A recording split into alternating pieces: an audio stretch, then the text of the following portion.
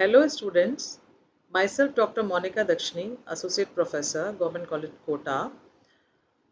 Heterocyclic compounds की lecture series में अभी तक आपने पायरोल फ्यूरेन और थायोफीन के स्ट्रक्चर एंड एरोमेटिसिटी के बारे में पढ़ा और बेसिक नोमेनक्लेचर के बारे में पढ़ा।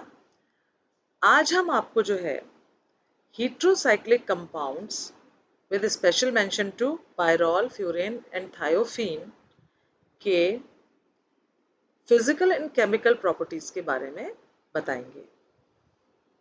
पायरोल, फ्यूरेन, थायोफीन तीनों ही कलरलेस लिक्विड्स हैं।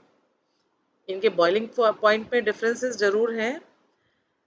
ये जो है पायरोल जो है वो पानी के अंदर स्लाइटली सॉल्युबल है, लेकिन ईथर और इथेनॉल के अंदर ये कंप्लीटली मिसिबल है।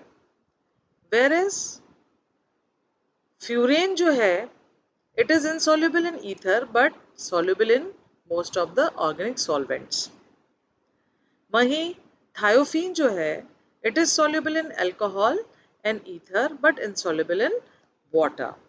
तो ये तो हुई इनकी फिजिकल प्रॉपर्टीज के बारे में। अब बात आती है chemical properties of pyrrole, furan and thiophene. इनको हम थोड़ा सा कंपैरेटिव उसमें इसलिए पढ़ रहे हैं क्योंकि ये तीनों ही 5 मेंबर्ड कंपाउंड्स हैं और इनकी प्रॉपर्टीज जो है ऑलमोस्ट, क्योंकि मैंने आपको पहले ही बताया था साइक्लोपेंटेडाइनिल के स्ट्रक्चर की वजह से ये लगभग सिमिलर जो प्रॉपर्टीज शो करते हैं। तो केमिकल प्रॉपर्टीज पढ़ने के लिए हमें सबसे पहले हमें इनके स्ट्रक्चर के बारे में जानकारी होनी चाहिए, जो कि हम आपको प्रीवियस लेक्चर में दे चुके हैं। अब यहाँ पर आप सबसे पहले पायरोल का एग्जाम्पल लेंगे। इसमें आपको दिखाई दे रहा है कि C3 एंड C2 पोजीशन पर अटैक, आप इसके रेजोनेटिंग स्ट्रक्चर्स देख रहे हैं इन सब के कि जब क्योंकि इनकी केमिकल प्रॉपर्टीज जो है वो इसी से ही डिसाइड होती हैं कि रिएक्शंस कैसे होंगी, क्या होंगी, यदि ये किस प्रकार की इलेक्ट्रोफिलिक सब्स्टिट्यूशन रिएक्शंस देते हैं। और जैसे आपने पहले लेक्चर में आपने देखा कि पायरोल जो है, पायरोल के अंदर जब नाइट्रोजन जो है इसके अंदर नाइट्रोजन के ऊपर लोन पेयर ऑफ इलेक्ट्रॉन है, तो जब ये अपना लोन पेयर ऑफ इलेक्ट्रॉन जो है जब ये रिंग को दे देता है, जब अपना ये लोन पेयर इलेक्ट्रॉन जो है वो रिंग को दे देता है, तो इसके खुद के ऊपर तो क्या होता है, पॉजिटिव चार्ज आ जाता है और नेगेटिव चार्ज, क्योंकि इस नेगेटिव चार्ज का डीलोकलाइजेशन जो है वो रिंग के ऊपर होता है। तो यहाँ पर आपने देखा कि हर पोजीशन पर जो है नेगेटिव चार्ज का डीलोकलाइजेशन हुआ है, यानी कि ये सारी पोजीशंस इलेक्ट्रॉन रिच हैं। लेकिन तो अब जो है आने वाले इलेक्ट्रोफाइल का जो अटैक है वो अब कहाँ पर हो, ये चीज जो है वो इम्पॉर्टेंट हो जाती है। तो पायरोल के केस में हम देखते हैं, पायरोल जो है वो इलेक्ट्रोफिलिक सब्स्टिट्यूशन रिएक्शंस के लिए बहुत ज़्यादा रिएक्टिव है। जैसे कि फिनोल और एरोमेटिक अमीन्स की तरह से ये बहुत ज़्यादा रिएक्टिव है। और ये जो है इसका रीज़न क्या है कि जो इनके जो रिंग के जो कार्बन एटम्स हैं उन पर अधिक इलेक्ट्रॉन डेंसिटी का होना। अब आप बात समझिए कि इलेक्ट्रोफाइल अधिक इलेक्ट्रॉन डेंसिटी से क्या फर्क पड़ रहा है, क्योंकि इलेक्ट्रोफाइल इटसेल्फ जो है वो कैसा है, इलेक्ट्रॉन डेफिशिएंट स्पीशीज है। इसलिए वो खुद कहाँ अटैक करेगा, क्योंकि खुद इलेक्ट्रॉन डेफिशिएंट है तो वो इलेक्ट्रॉन रिच या जहाँ पाई इलेक्ट्रॉन डेंसिटी ज़्यादा है वो वहाँ पर अटैक करेगा। तो अभी आपने पीछे वाले जो आपने वो देखे रेजोनेटिंग स्ट्रक्चर्स, तो उनमें आपने देखा कि नेगेटिव चार्ज का डिलोकलाइजेशन है। अब हमें जो है, हम जब अगर पायरोल की ही बात करें हम, तो आप ये देखिए कि पायरोल में जो है क्या होता है कि देखिए आपको पायरोल में क्या होता है कि यहाँ पर एक एग्जांपल देखिए कि जैसे हम यहाँ पर ये पायरॉल ड्रॉ कर देते हैं।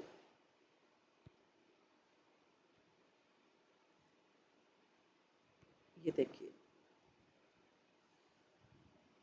ये हमने यहाँ पर पायरॉल का स्ट्रक्चर ड्रॉ किया, ठीक है ना। तो इसमें क्या होता है कि हेटेरो एटम को हम फर्स्ट पोजीशन देते हैं, इसको सेकंड, फिर थर्ड, फिर ये फोर्थ और फिर ये फिफ्थ पोजीशन हुई। तो यहाँ पर आप ये देखिए कि सेकंड और फिफ्थ पोजीशन जो है वो तो सिमिलर है, और थर्ड और फोर्थ पोजीशन जो है वो डिसिमिलर है। तो अब हमारे सामने प्रश्न ये आता है कि कोई भी इलेक्ट्रोफाइल आता है तो इलेक्ट्रोफाइल कहाँ अटैक करेगा। तो इस चीज़ को समझने के लिए जो है हम इन जो रेजोनेटिंग स्ट्रक्चर्स जो हैं हमारे स्लाइड के अंदर, उनसे हम इस चीज़ को समझ सकते हैं कि भाई देखिए, अगर हम किसी इलेक्ट्रोफाइल का अटैक थर्ड पोजीशन पर कराते हैं तो हमें ये दो मध्यवर्ती कार्बोकैटायन या कार्बोनियम आयन हमें प्राप्त होते हैं, ठीक है। वहीं अगर सेकंड पोजीशन पर इलेक्ट्रोफाइल का अटैक करवाते हैं तो हम देखते हैं कि हमें 3 रेजोनेटिंग स्ट्रक्चर्स प्राप्त होते हैं।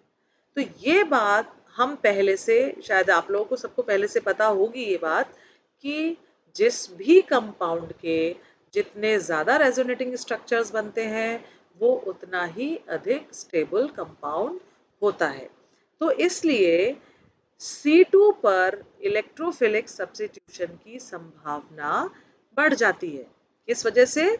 कि यहाँ पर जो है जब हमने C2 पोजीशन के ऊपर जब हमने इलेक्ट्रोफाइल का अटैक कराया तो हमें 3 रेजोनेटिंग स्ट्रक्चर्स प्राप्त हुए, और जबकि हमने C3 पर करवाया तो हमें 2 रेजोनेटिंग स्ट्रक्चर्स प्राप्त हुए।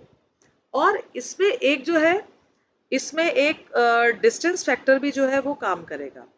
तो डिस्टेंस फैक्टर में आप यहाँ पर देखिए कि जैसे ये आप यहाँ पर ये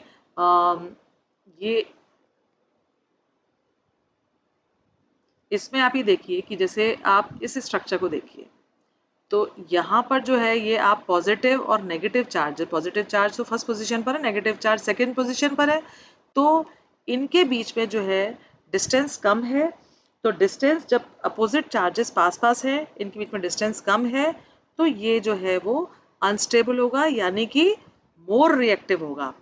वहीं इसमें आप देखिए कि इसमें यहाँ पर और यहाँ पर इनके बीच में जो है जब थर्ड पोजीशन पर है तो क्या होगा कि इसमें डिस्टेंस जो है ज़्यादा है, तो डिस्टेंस ज़्यादा है तो स्टेबिलिटी जो है वो थोड़ी सी ज़्यादा है, तो ये लेस रिएक्टिव होगा। तो इस वजह से भी अब क्या होता है कि अगर मान लीजिए आपके है कि जब अपोजिट चार्जेस जो है पास पास हैं और कंपाउंड अनस्टेबल है यानी रिएक्टिव है, तो आप देखिए कि रिएक्शन जो है, जो भी रिएक्शन है वो फॉरवर्ड डायरेक्शन में चलेगी, ठीक है। और फॉरवर्ड डायरेक्शन में चलेगी तो यानी कि हमें जो है प्रोडक्ट्स ज़्यादा मिलेंगे, we will get more products. तो क्या होगा कि आपको मेजर प्रोडक्ट के रूप में जो है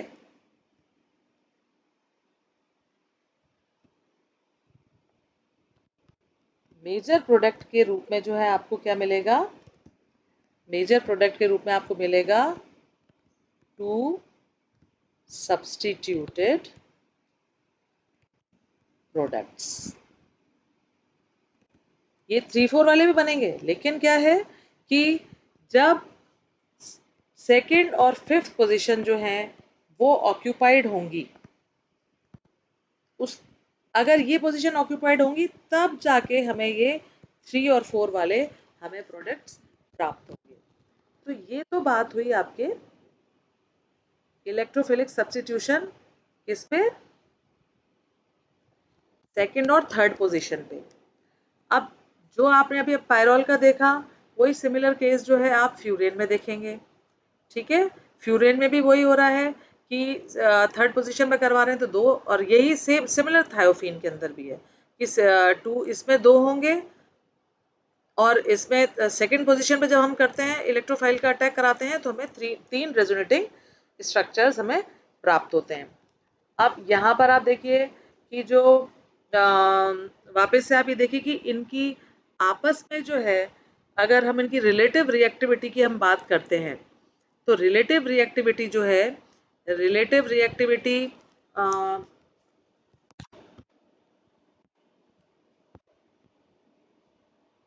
रिलेटिव रिएक्टिविटी जो है वो आप देखिए कि पायरॉल, फ्यूरेन, थायोफीन और आप बेंजीन भी ले लीजिए यहाँ पे, क्योंकि बेंजीन और थायोफीन में जो है थायोफीन जो है वो बेंजीन से थोड़ा सा ही ज़्यादा रिएक्टिव है। ठीक है, ये हम बात कर रहे हैं रिलेटिव रिएक्टिविटी की। तो पायरॉल जो है, पायरॉल क्योंकि पायरॉल जो है वो फ्यूरेन की तुलना में ज़्यादा रिएक्टिव है, फ्यूरेन थायोफीन की तुलना में ज़्यादा रिएक्टिव है। तो इसमें हम एक फैक्टर देख सकते हैं, समझ सकते हैं, इलेक्ट्रो नेगेटिविटी का। ठीक है, इलेक्ट्रोनेगेटिविटी में क्या है कि जैसे नाइट्रोजन जो है, नाइट्रोजन सबसे कम इलेक्ट्रोनेगेटिव है, मतलब ऑक्सीजन की तुलना में। इसमें तो हेटेरो एटम क्या है, नाइट्रोजन है, इसमें ऑक्सीजन है और इसमें सल्फर है।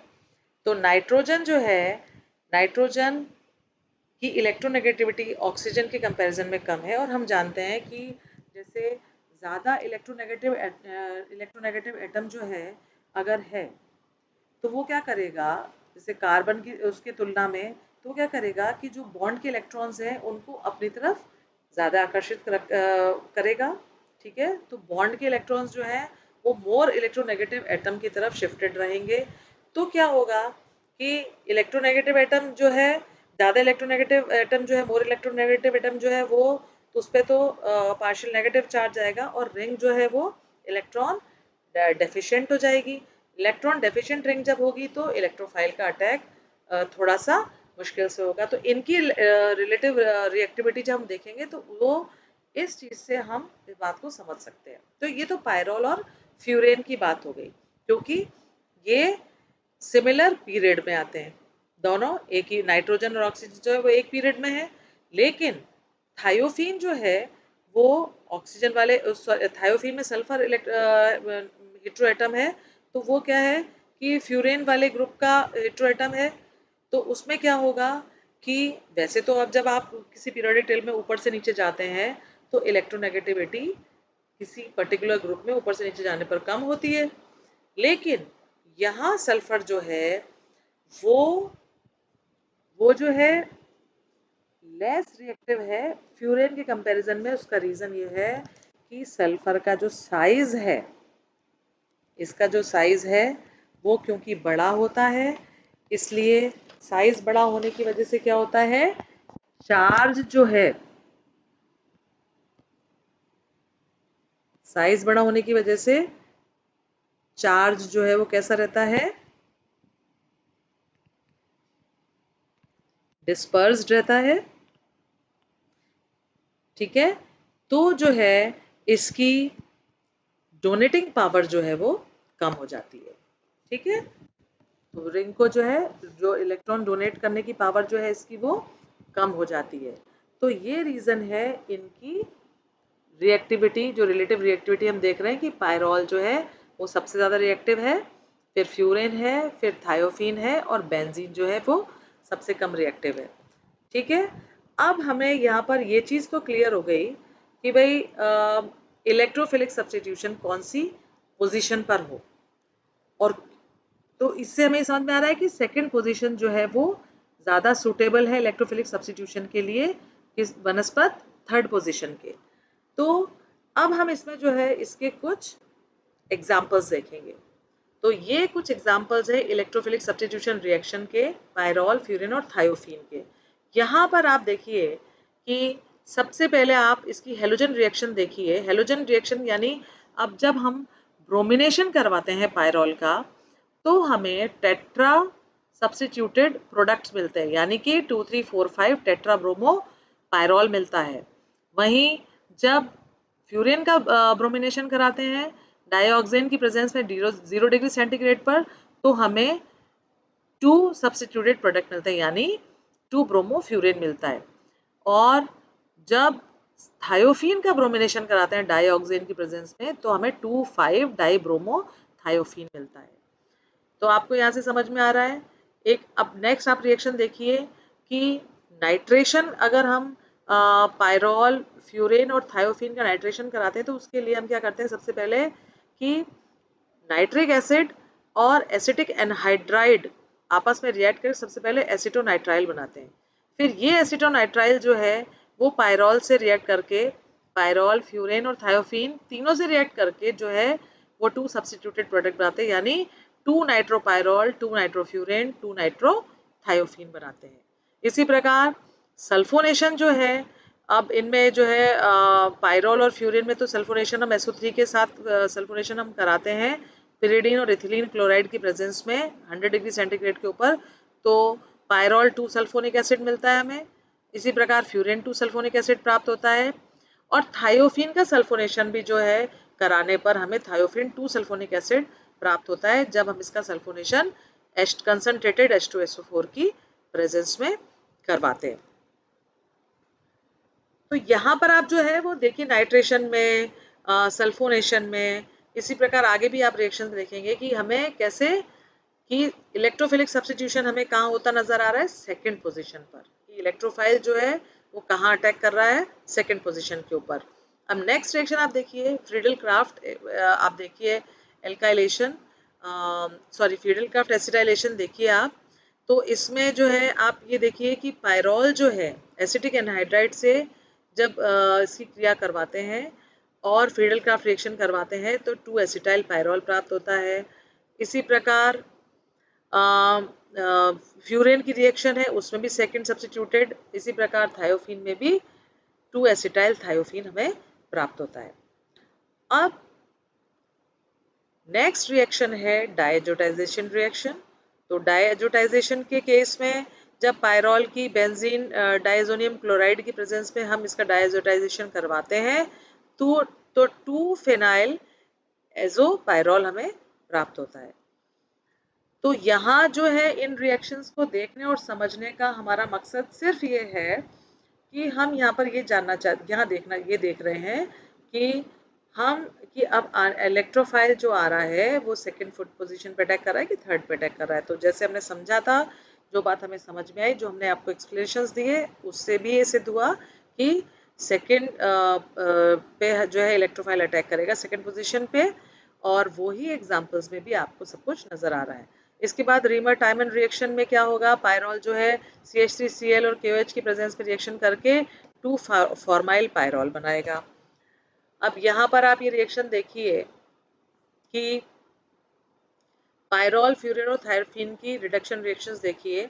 ये फ्यूरेन और थायोफीन की जो है रिएक्शंस, ये ऑक्सीडेशन वाली लाइन में आ गई हैं, लेकिन ये है रिडक्शन रिएक्शंस। तो जब हम हाइड्रोजन निकल की प्रेजेंस में और हाई टेम्परेचर के ऊपर जब हम पायरॉल को रिड्यूस करते हैं, तो हमें पायरोलिडीन प्राप्त होता है।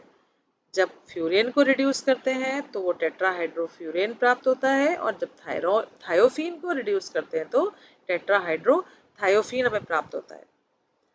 नेक्स्ट रिएक्शन जो है डील-ज़ेल्डर रिएक्शन है। तो डील-ज़ेल्डर रिएक्शन में जो है यहाँ पर जो है 4 पाई सिस्टम से 2 पाई सिस्टम वाला साइक्लोएडिशन रिएक्शंस जो है आपको दिख रही है, और फ्यूरेन ही अकेला ऐसा कंपाउंड है जो कि डील-ज़ेल्डर रिएक्शन शो करता है। तो फ्यूरेन जो है मैलिक एनहाइड्राइड के साथ एक एडक्ट फॉर्म करता है डील-ज़ेल्डर रिएक्शन में।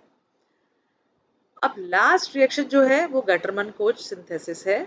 तो ये भी जो है फ्यूरेन शो करता है। तो इसमें जो है फ्यूरेन गटरमन कोच सिंथेसिस जो है उसमें क्या बनता है, 2 फ्यूरेन 2 कार्बल्डिहाइड या फरफ्यूरल। तो ये एक इम्पॉर्टेंट रिएक्शन है जिसमें कि फरफ्यूरल का निर्माण होता है। तो आज के जो लेक्चर में आपने जो देखा कि इलेक्ट्रोफिलिक सब्स्टिट्यूशन, फिर आपने जो इसकी केमिकल प्रॉपर्टीज के बारे में देखा कि जो कोई भी इलेक्ट्रोफाइल है वो उसमें आपने इलेक्ट्रोफिलिक सब्स्टिट्यूशन देखा कि इलेक्ट्रोफाइल जो है वो सेकेंड पोजीशन पर अटैक करता है, और उसके फिर आपने ये कुछ एग्जाम्पल्स देखे। तो ये एग्जाम्पल जो है आपको सिर्फ समझाने के लिए कि हमें सेकंड C2 पोजीशन पर जो है सब्स्टिट्यूशन, हमें इलेक्ट्रोफिलिक सब्स्टिट्यूशन नजर आ रहा है, वो दिखाने के लिए हमने आपको कुछ यहाँ पर एग्जाम्पल्स दिए।